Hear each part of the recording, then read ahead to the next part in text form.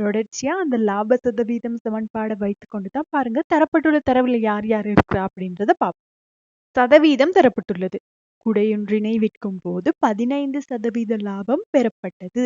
லாபமாக 75 ரூபாய் கிடைத்ததெனில் ஆரம்ப விலை, குடையினுடைய ஆரம்ப விலை. அப்ப லாப சதவீதம் தந்திருக்கிறாங்க, லாபமும் தரப்பட்டுள்ளது. இதனை வைத்துக்கொண்டு குடையினுடைய ஆரம்ப விலை கண்டுபிடிக்கணும்னா யோசித்து பார்க்கணும். நம்ம படித்திருக்கிற சமன்பாடுகள்ல இவை மூன்றையும் தொடர்பு படுத்தி வரக்கூடிய சமன்பாடு யார் அப்படின்றத பார்த்தோம்னா அது அந்த லாப சதவீதத்துக்குரிய சமன்பாடு தான்.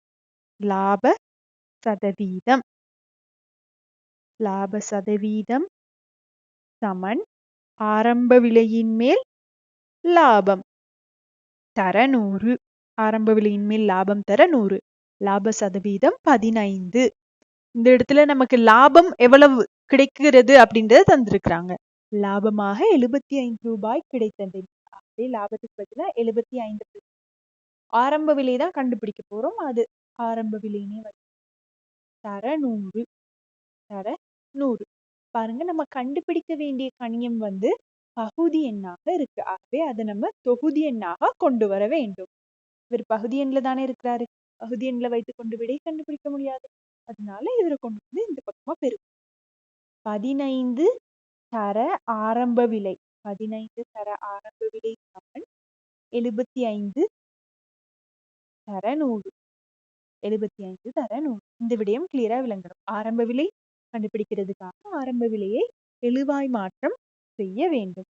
அதற்கு அடுத்து ஆரம்ப விலை எவ்வளவு அப்படின்னா ஆரம்ப விலையோட இந்த 15 என்ன செய்யப்பட்டிருக்காரு, பெருக்கப்பட்டிருக்காரு. நமக்கு ஆரம்ப விலை மாத்திரம்தான் வேண்டும். அதை 15ஆல பெருக்கிற பெருமானம் நமக்கு தேவையில்லை. அந்த பெருக்கப்பட்டுள்ள 15 சமன்பாட்டுக்கு எதிர்பக்கமாக எடுத்து செல்லும் போது வகுத்தலாக மாற்றம். இதை இந்த இடத்துல எழுதுற ஆரம்ப விலை சமன் 75 தர 100 கீழ் 15. அதாவது இடப்பக்கமாக பெருக்கப்பட்டிருந்த 15 அந்த பக்கமாக போய் வகுக்கப்படுகிறது. இதற்கடுத்து சுருக்கக்கூடிய பெருமானங்களை சுருக்கிடுது. 15ஐயும் 75ஐயும் சுருக்கலாம். ஓர் 15 15, ஐ 15 75. 5 தடவை 15 75. இதற்கடுத்து ஆரம்ப விலை சமன் 5 100ஆல பெருக்கும் போது 500 ரூபாய். 500 ரூபாய். சரி, ஆரம்பத்துல இருந்து திரும்ப ஒரு முறை பார்ப்போம். லாபம் தரப்பட்டுள்ளது, லாப சதவீதம் தரப்பட்டுள்ளது, அதிலிருந்து ஆரம்ப விலை கண்டுபிடிக்க வேண்டும். அவை மூன்றும் சம்பந்தப்படும் சமன்பாட்டை எழுதி தரப்பட்டுள்ள கணியங்களை பிரதியிடணும். லாப சதவீதம் 15, லாபம் 75, ஆரம்ப விலை தெரியாது. அதை அவ்வாறே வைத்துக்கொண்டு பெருமானங்களை பிரதியிடும் போது ஆரம்ப விலை பகுதி எண்ல வருது. பகுதி எண்ணிலேயே வைத்துக்கொண்டு நம்ம விடை கண்டுபிடிக்க முடியாதுதானே.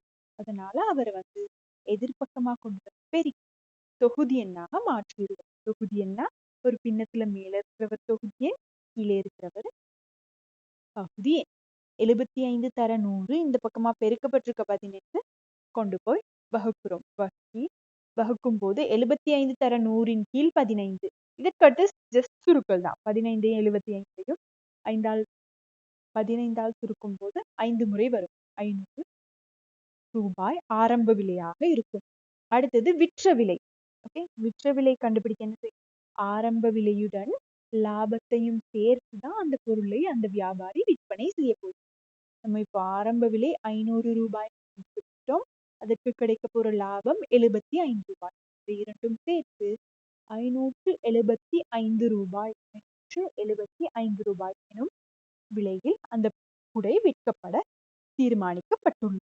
ஆரம்பத்துல நம்ம செய்த ஒரு மாதிரி அதே மாதிரி ஒரு வினாதான் இதுவும். ஆடை ஒன்றினை விற்கும் போது பாருங்க, ஆடைன்னா எப்படி இருக்கும்? இதுதான் ஆடையினுடைய ஆரம்ப விலை. அது நமக்கு தெரியாது, சரியா? அதனை 20% லாபத்துடன் விற்கிறாங்க. 20% லாபத்துடன் விற்கப்படும் போது லாபமாக 600 ரூபாய் கிடைக்கிறது. இந்த பெருமானம் 600 அப்படின்றது லாபம் அப்படின்னு தான் தரப்பட்டிருக்கு. ஆகவே நம்ம சமன்பாடுகளை பயன்படுத்தி ஆரம்ப விலையை கண்டுபிடிப்போம். ஆகவே என்ன செய்வாங்க அப்படின்னா ஸ்கூல்ல இதே சமன்பாடு தான் உங்களுக்கு 4 மெத்தட்ல சொல்லி தருவாங்க. 4 விதமாக ஒரே சமன்பாட்டை பயன்படுத்தலாம். ஆனா நமக்கு 4ஐயும் ஞாபகம் வைத்துக் கொள்ள கஷ்டம் தானே. அதனாலதான் நம்ம ஒரே சமன்பாட்டை வைத்துக்கொண்டு 4 விடயங்களையுமே கண்டுபிடிக்கலாம். ஒரே சமன்பாடை வைத்துக்கொண்டு லாபம், லாப சதவீதம், ஆரம்ப விலை, விற்ற விலை இந்த மாதிரி விடயங்களை கண்டுபிடிக்கலாம். அதுதான் நம்ம இங்க பார்க்க போறோம். லாப சதவீதம், லாப சதவீதம். அதற்குரிய சமன்பாடு படித்திருக்கிறோம் தானே? ஆரம்ப விலையின் மேல் லாபம், ஆரம்ப விலையின் மேல் லாபம் தர 100.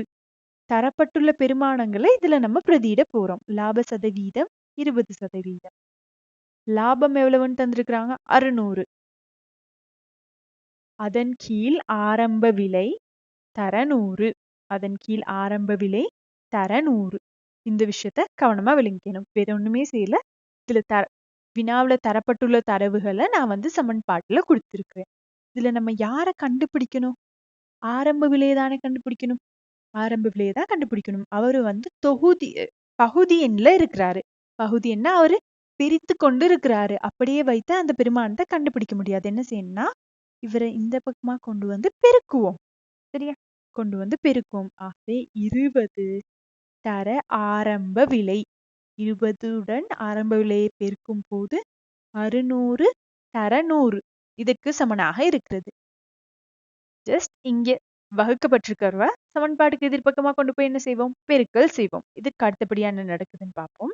20 தர ஆரம்ப விலை சமன் 600 தர 100. இப்ப இறுதியா ஆரம்ப விலை கண்டுபிடிக்க என்ன செய்யணும்னா இங்க 20 பெருக்கப்பட்டு கொண்டுதானே இருக்கிறாரு. நமக்கு ஆரம்ப விலை மாத்திரம்தான் வேணும். ஆகவே இங்க பெருக்கப்பட்டு கொண்டிருக்கிற 20 சமன்பாட்டிற்கு எதிர்பக்கமாக கொண்டு செல்லும் போது அது வகுத்தலாக மாற்றமடையும். 600 தர 100 கீழ் 20. 600 தர 100 கீழ் 20. இவ்வாறு எழுதி இதற்கடுத்து சுருக்கல் செய்வோம். இந்த பூஜ்ஜியமும் இந்த பூஜ்ஜியத்தையும் சுருக்கலாம். அடுத்து 2ஐயும் 10ஐயும் சுருக்கலாம். 1 2 2 I 2 10. அதற்கு அடுத்தபடியாக ஆரம்ப விலை 600ஐ 5ஆல் பெருக்கும் போது 3000 ரூபாய்.